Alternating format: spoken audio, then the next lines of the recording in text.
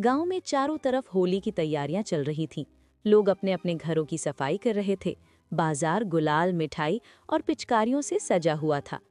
बच्चे गलियों में दौड़ते भागते होली के गीत गा रहे थे। लेकिन गांव के कोने में एक घर ऐसा भी था जहां न रंग थे न खुशियां। सावित्री अपने बेटे गोलू के साथ घर के कोने में बैठी थी। उसका पति केशव 4 साल पहले एक हादसे में गुजर गया था और तब से ही सावित्री ठाकुर भानु प्रताप के घर खाना बनाने का काम किया करती थी। माँ, इस बार हम होली मनाएंगे ना? मुझे भी रंग लगाना है और मिठाई खानी है। बेटा, होली तो सबके लिए होती है, लेकिन हमारे पास अभी पैसे नहीं है। अगर इस बार हम थोड़ी और मेहनत कर ले तो अगले साल धूमधाम से होली मनाएंगे। ठीक है, लेकिन माँ, पिछली बार भी आपने यही कहा था और उससे पहले भी। क्या गरीबों के लिए कोई त्योहार नहीं होता? सावित्री के पास इसका कोई जवाब नहीं था। उसने भारी मन से गोलू को स्कूल भेजा और खुद काम पर निकल गई। रास्ते में वो सोच रही थी कि मालकिन से कुछ पैसे मांगे ताकि गोलू के लिए पिचकारी खरीद सके। डरते डरते उसने ठकुराइन सुमित्रा से बात की। मालकिन, होली का त्योहार आ रहा है। गोलू रंग और पिचकारी की जिद कर रहा है। अगर आप कुछ पैसे दे देते तो मैं उसके लिए कुछ खरीद लेती। आप अगले महीने मेरी पगार से काट लेना। अच्छा, तो तुम्हें शर्म नहीं आती पैसे मांगने में? अभी 10 दिन पहले ही पैसे लिए थे और फिर आ गई।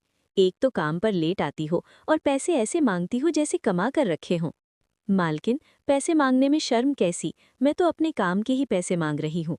बस होली है इसलिए बच्चे के लिए हाथ फैला रही हूँ। देख सावित्री, मुझे बहस नहीं करनी। पैसे समय पर ही मिलेंगे। काम करना है तो करो, वरना जा सकती हो। तुम्हारे जैसों की कमी नहीं है। इतने में ही ठाकुर भानु प्रताप वहां आ पहुंचे। किस बात की बहस चल रही है? देखो ना जी, एक तो काम पर लेट आती है और महीना पूरा होने से पहले ही पैसा मांगने लगती है। सावित्री, काम वाली होकर तुम मालकिन से जुबान लड़ाती हो? निकल जाओ मेरे घर से। आज के बाद यहाँ आने की जरूरत नहीं है। नहीं मालिक, ऐसा मत कहिए। होली का समय है, घर में चूल्हा नहीं जलेगा। उस बच्चे पर रहम करो जिसके पिता नहीं है। मुझे कुछ नहीं सुनना। चल निकल यहाँ से, नहीं तो धक्के मारकर निकलवाऊंगा। सावित्री रोती हुई वहां से निकल गई।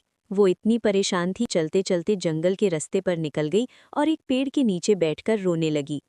तभी वहां से एक महात्मा जी गुजरे। बेटी, तुम इस सुनसान जंगल में अकेले बैठकर क्यों रो रही हो? क्या बताऊं बाबा, किस्मत ही खराब है। जमींदार ने काम से निकाल दिया। अब समझ नहीं आ रहा कि होली कैसे मनेगी और घर कैसे चलेगा। उदास मत हो बेटी, अभी होली में 4 दिन है। तुम दूसरों के यहाँ गुलामी करने के बजाय अपना व्यापार क्यों नहीं शुरू करती? अभी होली है तो रंग और गुलाल बनाओ और बेचो। पर बाबा, व्यापार के लिए तो पैसा चाहिए। मेरे पास तो खाने के लाले पड़े हैं। रिस्क तो हर कदम पर लेना पड़ता है बेटी। जो रिस्क लेता है वही आगे बढ़ता है। तुम देसी नुस्खों से रंग बनाओ। अगर व्यापार नहीं चला तो यहीं आकर मुझसे मिलना। सावित्री में एक नई उम्मीद जगी। वो गांव के साहूकार लाला धनीराम के पास गई। मुझे व्यापार के लिए कुछ पैसे उधार चाहिए। अरे, तुम औरत जात होकर क्या व्यापार करोगी? घर के बर्तन मांजना ही तुम्हें शोभा देता है। खैर, अगर पैसे चाहिए तो अपने घर के कागज गिरवी रखने होंगे। अगर कर्ज नहीं चुका पाई तो घर मेरा हो जाएगा। सावित्री का मन डगमगाया, पर उसे महात्मा जी की बात याद आई। रिस्क तो लेना ही पड़ेगा। उसने कागज सामान ले आई।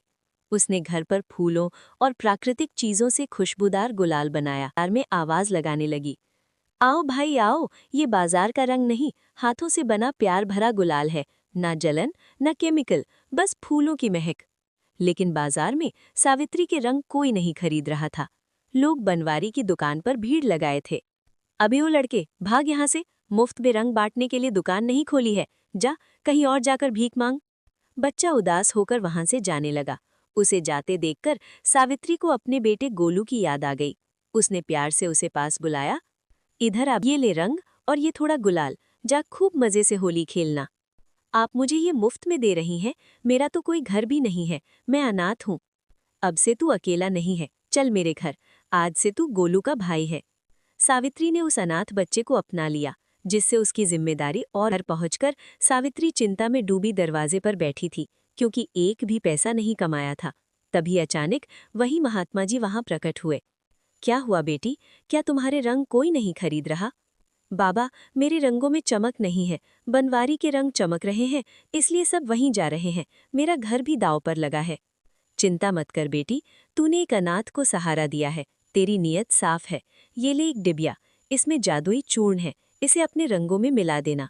पर याद रहे, ये सिर्फ प्रेम और सच्चाई के लिए है। अगर लालच आया तो ये बेअसर हो जाएगा। महात्मा जी इतना कहकर गायब हो गए। सावित्री ने रात भर जागकर वो चूर्ण अपने रची तो चमत्कार हो गया।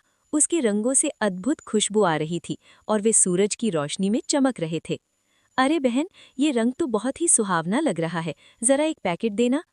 वाह, ये तो चेहरे को ठंडक दे रहा है और इसकी खुशबू जैसे ताज़े फूल। मुझे 10 पैकेट दे दो। देखते ही देखते बनवारी की दुकान के ग्राहक सावित्री के पास आने लगे।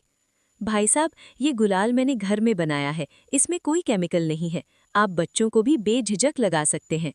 सावित्री के सारे रंग बिक गए और उसकी अच्छी कमाई हुई। बनवारी ये सब देखकर गुस्से से जल उठा। उसने अपने नौकर भोलू को बुलाया। अबे ओ भोलू, ये कल की भिखारी औरत आज रातों रात इतनी अमीर कैसे हो रही है? मालिक, मैंने देखा था, इसके घर कल एक साधु बाबा आए थे, उन्होंने ही कुछ जादू किया है। अच्छा, तो ये बात है, अब हम भी वैसा ही करेंगे। रात को जब वो सो जाएगी तो हम उसके घर में घुसकर उसके रंगों में